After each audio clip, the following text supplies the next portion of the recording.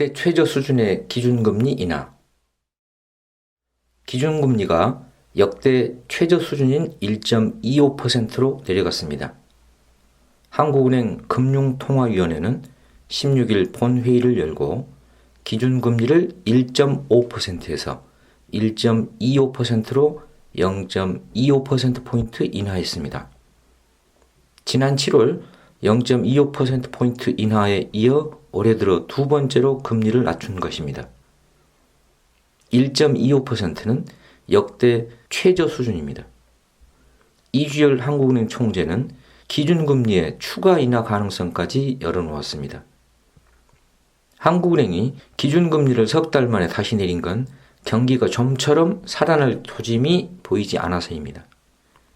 이주열 총재는 이날 간담회에서 글로벌 경기 둔화세가 지속되고 반도체 경기 회복 시점이 지연돼 지난 7월 전망한 올해 2.2% 성장률을 밑돌 것으로 예상된다고 말했습니다. 디플레이션 우려 확산을 차단하기 위해 금리 인하라는 대응에 나섰다는 설명입니다. 디플레이션은 상품과 서비스 가격이 지속적으로 하락하는 현상을 일컫는 것입니다. 경기 침체가 장기화하면서 소비 여력이 감소하고 수요 하락을 막기 위해 공급자인 기업들은 가격을 낮춥니다. 소비자들은 가격이 더 낮아지기를 기대하여 소비가 더 줄어들고 경기는 더욱 하강해 불황의 침체에 빠지게 됩니다. 통계청이 발표한 9월 소비자 물가 상승률은 마이너스 0.4%로 사상 첫 마이너스를 기록했습니다. 디플레이션 우려가 확산되는 이유입니다. 하지만 금리 인하가 경기 회복에 도움이 될지 의문입니다. 이명박 정부 때부터 금리를 인하하기 시작하여 박근혜 정부 들어서 1%로 낮췄습니다. 2014년 이후 1%대의 기준금리가 계속 유지되고 있지만 경기 침체는 지속되고 있습니다. 일본의 경우 1990년대 초반 이후 제로에서 1%대 금리를 유지하고 있는데도 잃어버린 20년에서 탈출하지 못하고 있습니다. 금리를 인하하면 대출받은 사람의 금리 부담이 줄어들어 부채를 안고 있는 가계에 도움이 될 것은 틀림없습니다.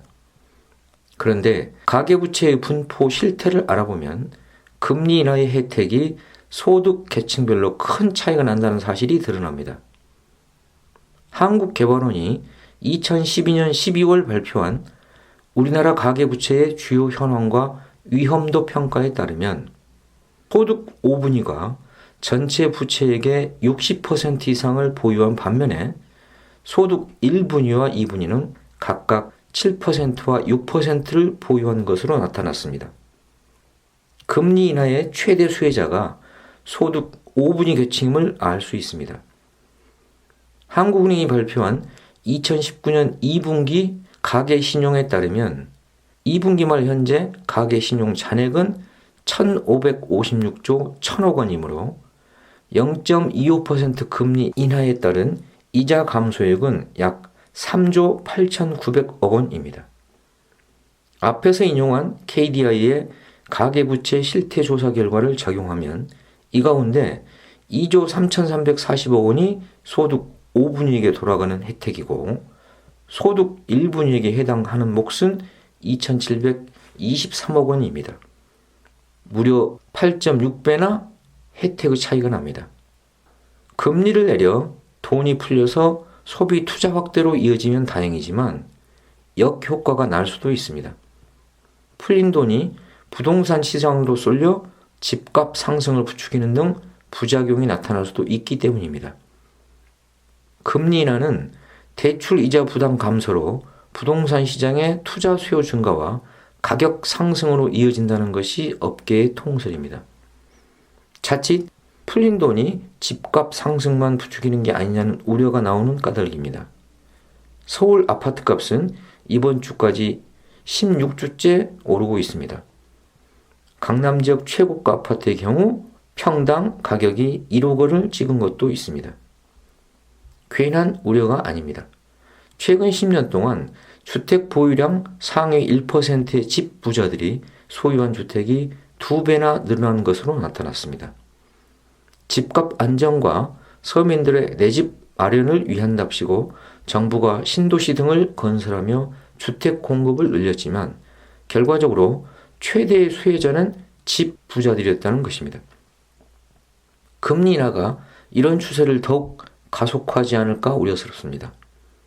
정동영 의원과 경실련이 지난달 발표한 상위 1% 다주택자 주택 소유 현황을 보면 지난해 주택 소유 보유 상위 1%가 소유한 주택수는 91만 채로 2008년보다 54만 3천 채 증가했습니다.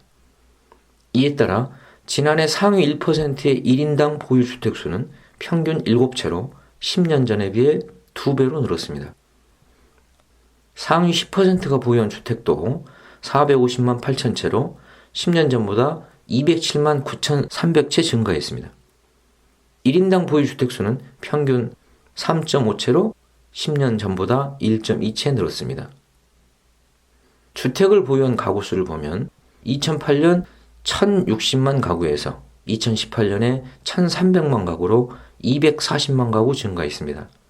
같은 기간 전체 주택 공급은 1,510만 채에서 2,000만 채로 490만 채가 늘었습니다. 주택 공급이 490만 채 증가했으나 주택 보유 가구는 240만 가구 늘어난 데 그쳤습니다. 이것은 새로 공급된 나머지 250만 채는 다주택자의 소유로 되었음을 의미합니다. 주택 30만 채 규모인 3기 신도시 8개 규모에 해당합니다. 주택 공급을 늘려봐야 무주택자의 내 집 마련에는 도움이 안 되고 되레 집부자들의 배만 불리는 결과를 낳았다고 하니 허탈하고 충격이 아닐 수 없습니다. 국토교통부의 임대사업자 등록 현황을 봐도 마찬가지입니다.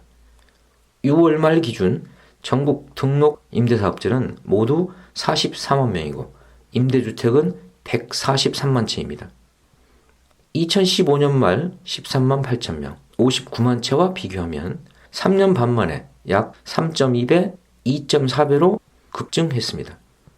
박근혜 정부가 주택 임대사업 세제 혜택을 통해 다주택자들의 종부세, 임대소득세들을 감면해 주자 임대사업자가 점차 늘기 시작했고 문재인 정부에서 대출 확대까지 더해져 2018년 한 해에만 15만 명의 임대사업자와 38만 채의 임대주택이 급증했습니다. 전국 등록 임대사업자 상위 30명이 보유한 임대주택 수는 11,029채로 집계됐습니다. 1인당 평균 367채입니다.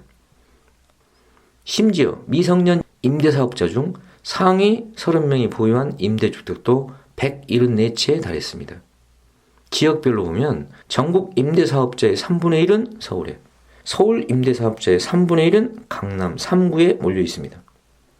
문재인 정부는 임대주택 등록 활성화 방안으로 임대사업자에게 취득세, 재산세, 양도소득세, 종합부동산세 감면 등 세제 혜택을 주면서 다주택자의 임대사업자 등록을 권했습니다. 임대사업자에게 집값의 80%까지 주택담보대출을 허용해 주기도 했습니다. 집부자들에게 주택 사재기를 권장한 것에 다름 아닙니다. 정부가 온갖 혜택을 줘가면서 임대주택 사업을 활성화한 것이 결과적으로는 수백 채의 집을 소유한 집부자들의 배만 불려준 셈이 되었습니다. 게다가 이제 기준금리가 역대 최저 수준으로 내려갔고 한 번도 경험해보지 않은 1% 금리까지 예상되는 상황입니다. 금리 인하가 소비와 투자 확대의 기대 효과는커녕 부동산 시장 불안정만 부추기는 역효과를 낳지 않을까 우려됩니다. 정말로 안타까운 것은 기준금리의 최저 수준 인하라는 중대한 사안에 대하여 정치의 역할을 전혀 기대할 수 없다는 현실입니다. 광화문에서도 여의도에서도 민생은 뒷전인 채 정치적 구호만 요란할 뿐입니다.